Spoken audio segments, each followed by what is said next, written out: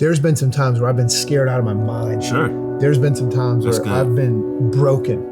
And, but the fact that it actually didn't crush me is what helped me realize, like, okay, wait a minute, maybe I can actually move on.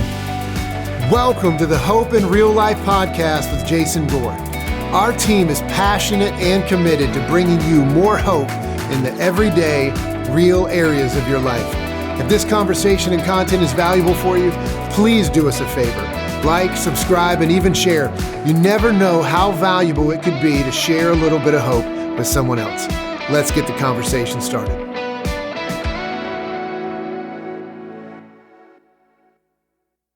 Well, good morning, good afternoon, good evening, depending on where you are listening from. Welcome to the Hope in Real Life podcast with Jason Gore.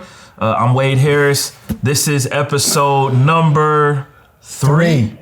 And we are glad you are with us today. This is a place where you can find hope, regardless of what you're going through in your life. And today, I know this is a big topic for you, Jason. It's one that you love, man. This is so much a part of you, mental toughness. Yeah. I actually feel like, so some people are going to look at this and they're going to be like, well, I know Jason works out. He looks like he's one of the toughest people that we know, but you are also one of the most mentally tough people that at least is in my orbit of people.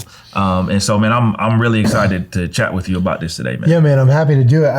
I mean, I'm thrilled with the opportunity. I mean, we call the podcast Hope in Real Life, The Desires. How can we bring hope to people in their real lives, in their everyday lives?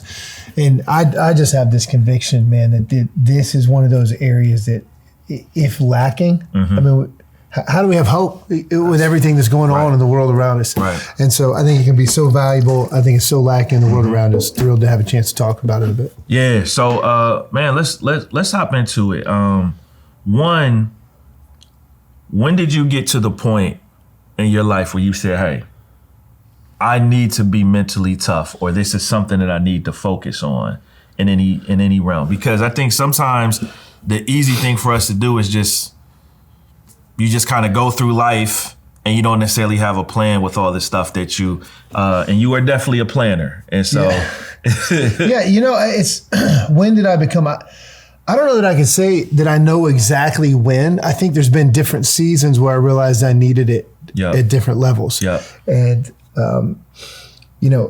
this will just be a constant theme in my life because of growing up in athletics. I think spending time wrestling growing up is a place where it's just front and center because it's not an easy sport. You're lined up in front of somebody else. You're the same weight. There's nobody else to hide behind. You can't point to another teammate. Everybody's watching. And you got the outfit, Jason. And you got you got to feel comfortable standing there in something that's less than what most people have on. Yep. And so just to walk out under those circumstances, I mean, you got to be mentally tough to be able to do that. And then you've got somebody else that's coming after you. And if you don't fight back, if you don't get after it, it's going to tell on you. If you haven't put the work in up to that point, it's going to tell on you. And so I think through athletics, through wrestling, through football, I kind of learned from an early age, you actually can do more. You can push yourself further than what your mind tells you that you can. But more than that, if you don't, you're not going to have what it takes when the spotlight really comes on, when the whistle really blows, when the game really starts. And so I had an opportunity to learn. If you don't learn over time, if you don't put in the work and learn what it means to be mentally tough in a moment, you're probably not going to have what it takes to push through and to accomplish the goals that you want to accomplish. That's good. That's good. How would you define mental toughness? It's a good question. So I knew we were going to be talking about it. Okay, so if you'd asked, so if you just would have asked me on the street, I don't know that I would have given you this exact definition, and you might even have got a better one. But now I've had a chance to let it rattle out of my head. But where we're going to live, at least for this podcast and for the next episode, because this is going to be a two-parter. We're going to say mental toughness is the ability to understand and believe that you can and should go beyond what feels comfortable. Wow. Okay. And now here's the last part. And then do it. All right. Because the first part, like, I'm so tired. Like like I love the word resilience and I hate the word resilience, right? I hate it because every marketing campaign in the world right now is using resilience, right? And so everybody wants you to buy a t-shirt. Everybody wants you to get a coffee mug. They would say something like that at the beginning. It's the ability to understand and believe that you can and should push yourself beyond what you believe is comfortable or even survivable. That looks good on a bumper sticker. But true mental toughness is and then doing it. So we'll live there at least for a time together with the definition. I mean, just talk a bit about what that has looked like. Obviously, you mentioned early on sports, athletics, all of that stuff. Obviously, you coach in addition to pastoring a very large church. You coach at youth athletics. You coach people, right? What does that look like in your life, and from a practical sense? Yeah, so from a practical sense, and again, we'll get into this a little bit when we kind of break down, we're going to go to the ABCs of mental toughness, okay? But again, that's going to be episode 2.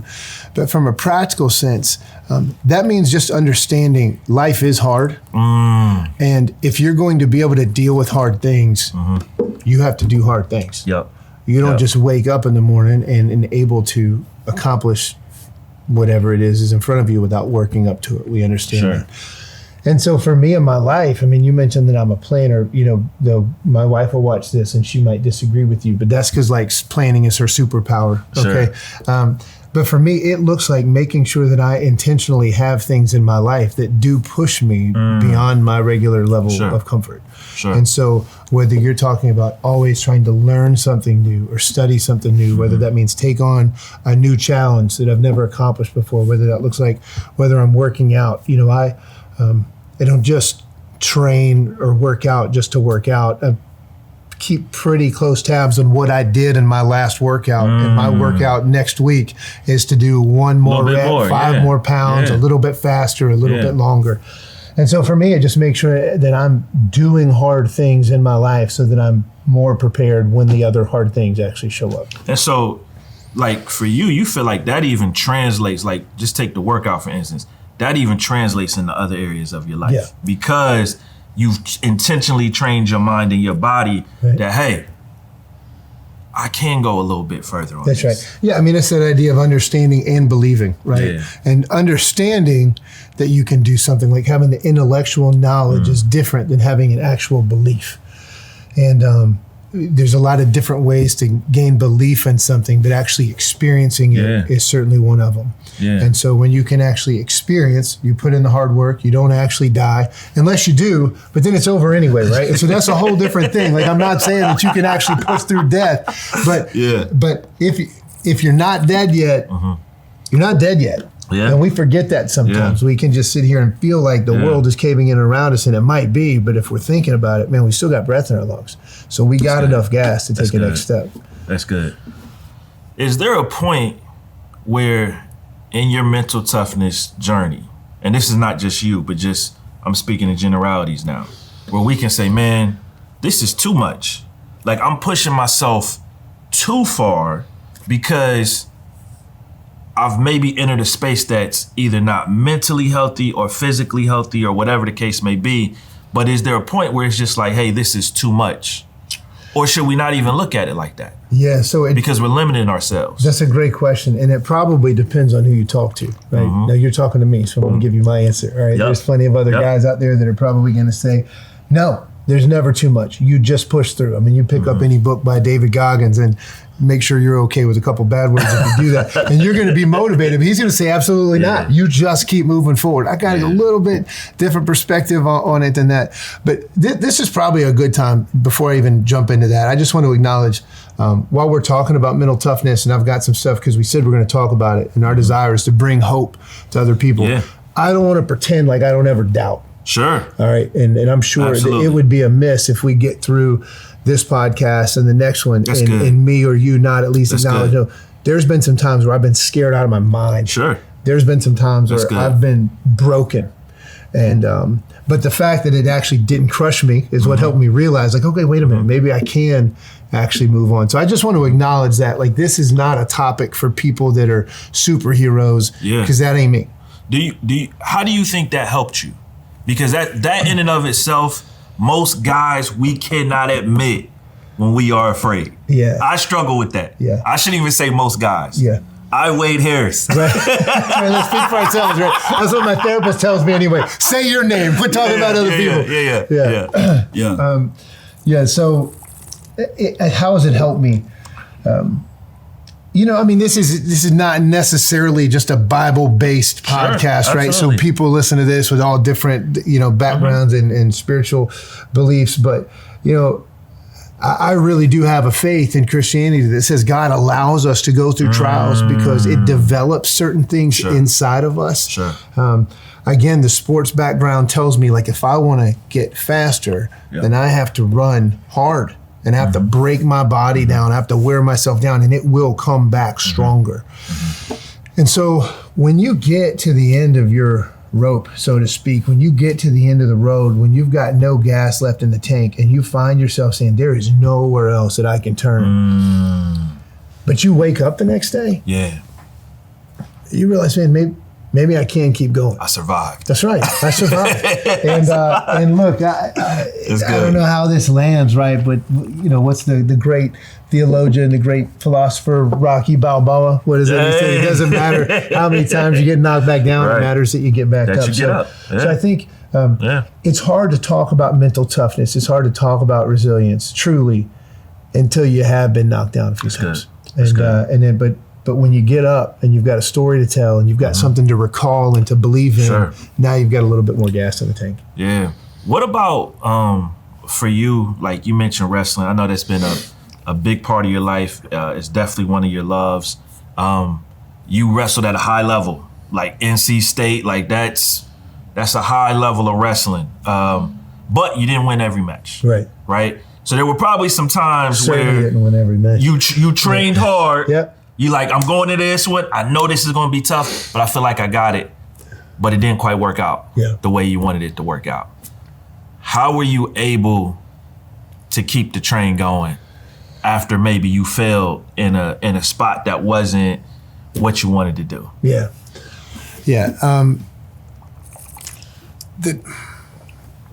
It's all about perspective, right? And I go back and forth on this because, there's, even the recent NBA interview, like, did you consider this series a failure? Like, no, I didn't consider it a failure. Giannis. You asked Michael Jordan, like, he probably might would have said, no, it was a failure. That was a failure if we lost. Mike definitely would have said that. Kobe too. That's exactly right. Yeah, so, I think it comes into perspective, but and you asked the question, which we'll come back to, when is healthy and when is unhealthy. At the end of the day, you have a goal. If you can't acknowledge that you didn't hit your goal, I don't think you can grow. Now That's good. And I would not disagree with Michael Jordan on anything when it comes to competitiveness. Right. But what I would say is, if we were honest, I think it's a true failure if you can't admit it. Sure. Right? But the moment that you admit it, but then you go back to work, I don't know if that's a failure anymore because now you're growing. And so it's all about perspective. Like, so did I fail to win a Super Bowl so far in my life? Well, I didn't even play college ball. I didn't play in the NFL. So I have failed to win a Super Bowl. But am I willing to put in the work to grow? So it's all about perspective. But if your perspective is to be the best version of yourself, then that's a bit different. And so in college, and I did not have this, I'll tell you, that's a whole nother conversation. I came as a very successful wrestler in North Carolina. Well, North Carolina wrestling at the high school level, especially back then, it wasn't the most elite, right? It's not Ohio. I'm from Ohio, I would say it's not Ohio. I would say it's not Pennsylvania. I would say it's not New Jersey, though. I did beat someone from Ohio at high school nationals, but that's another respect. But so it's not the same, but you go from like winning every match and just about every match in the first period, and then you get to college and like it's tied at the end of the first period, but you're down one. So and I was not mentally tough. I did not handle it well, and it beat me up. And so that was one of those moments that said, I'm talking to you about this stuff as a guy that it took 3 or 4 years for me to learn how to deal with that. Like it got worse before it got better. Like I actually had to relearn how to win, and how to have a mental mindset that was even worse. And I would even argue it was probably the last half of my senior year before I even really understood how to approach that level of competition based on what my experience had been up until that point. So I don't even remember what the question was that we were talking. But I would tell you, when it comes to wrestling, like what I learned is, man, you've got to tell yourself it's not about the wins and losses. It's about, are you bringing everything that you have to compete with yourself in that moment? And that's when your perspective changes. That's when the freedom opens up to continue moving forward. See, I'm going to tell you why, like, just what you shared was so fascinating to me. I never played college athletics. As much as I love basketball, I'm 5'8", it just didn't quite happen for me, right? But to hear you talk about the differences between college, high school athletics, the stuff you struggled with, and now just knowing your life, I'm like, you're helping kids become mentally tough. Yeah. And so it's not even just you learn the lesson for yourself, you learned it to be able to help other people as well. Yeah. And that to me is tremendous. Yeah, I mean, I tell the kids I coach on a regular basis, like, whether you believe you can be great or not, you're probably right. And there's just something about your approach to what you do that is based in your belief, and it's just going to change. Sure. And if you show up to practice like you don't think you can be great, you're not going to practice like you can. And then when you show up in a game, you're going to practice, or you're going to play like someone who has practiced as though they know that they don't have an opportunity to be great. Yeah. You're not going to be great. Yeah. And then when you amplify that consistently over time, you're heading in one direction or the other. That's good. That's good. It's good. It's good. I think sometimes when we look at being mentally tough, there's also a component of stress that can come with it. Yeah. Like, even when I'm hearing you talk about college and dealing with that level of winning, I'm like, that felt stressful to me. just hearing that. Yeah. I was like, maybe my blood pressure went up a little bit just thinking about how have you, going through this journey, going through this process, just even learned to manage your stress levels during these seasons? Yeah. I'm still learning, because life continues to throw things at you. You know, there's some value to training hard, putting on a tiny uniform, going and standing in front of another grown man with, people watch him. Yep. It still doesn't prepare you exactly for what happens when, look, let's make it real practical. When my wife isn't loving me the way I want to be loved, or when your kids start making decisions that you don't think they should be making, or, hey, now you've just been asked to lead a large church in the midst of a chaotic time in our country and world, and in the midst of a chaotic time as a church. And so it doesn't always translate. Sure. And so you're always learning. But I think that is part of mental toughness, is recognizing you've always got to grow. So for me, and I think in the last episode, we covered mental, emotional, and spiritual health. It comes from making sure I'm trying to grow, and now I'm starting to give away some of the points from the next episode. Sure. But focusing on growth in each one of those areas. Like, what am I doing to constantly learn and grow mentally, emotionally, spiritually, and physically? Yeah. The physical side for me, it's the easiest way to push yourself in a calculated way and remind yourself that you actually can overcome something that you didn't know if you could. That's good. That's good. And so if I'm going out to run, I've got my last time, I've got this time, I'm going to push myself a little bit further. If I've got this rep over last rep, I can push myself a little bit further. And then, not to mention, man, you want to talk about stress. Like, there is science that shows that when you lift heavy things, when you push your body, it actually releases chemicals that do positive things for our brain. And that'll be the least scientific way that I can say that. But that actually it impacts the way that you think, the way that you perceive the world around you, the way that you perceive information, the way that you believe that you can actually continue to move forward. And so we're talking about lifting heavy things. We're talking about some high intensity cardio. We're talking about some still yoga, breathing. And I'm not necessarily talking about Eastern meditation and anything like that. I'm just talking about deep breathing, relaxing, stretching, making sure that you're taking care of the body. And I tell you, man, you'd be shocked after 30 to 45 minutes of just sitting still, what that actually can do for your body mentally and how you approach what you're going through. Yeah, I know that was one of the things that, and I can't remember if I shared this last episode. I know I've shared it with you, a number of times, but you really encouraged our staff here at the church to start taking those quiet moments. Yeah. Right. I have 2 reminders every day to this day that stem from that period of time of, hey, wait, pause for a minute, whatever you're doing, and get some quiet time in. Paul David Tripp calls it take time for your daily office. Yep. It's good. It's good. The ABCs. The ABCs of mental toughness. Yep. So maybe this is a good time to break. Sure. You think? I mean, that's one episode, right? We've said, and so again, I just want to recognize like the reason why this is such a big topic, and we probably should have hit this at the beginning, but I really believe right now the world is constantly hearing you can be whatever you want to be, you can do whatever you want to do, and what that does is it tells us that we can give in to what our minds tell us or what our bodies tell us, but as humans, we were created. There's a part of us that is just built for survival, and so we're naturally going to take what seems to be the easy way out if just left to ourselves. And the reality is that doesn't always lead us to a place of thriving.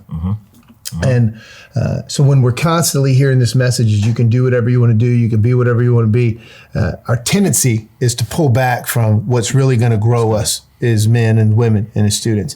And so it's for that reason that we're talking about this. I do think there's I tried to make this as simple as we possibly can. And so the next episode, we're going to cover ABCs of mental toughness. Hope you'll stick with us and tune in and check it out.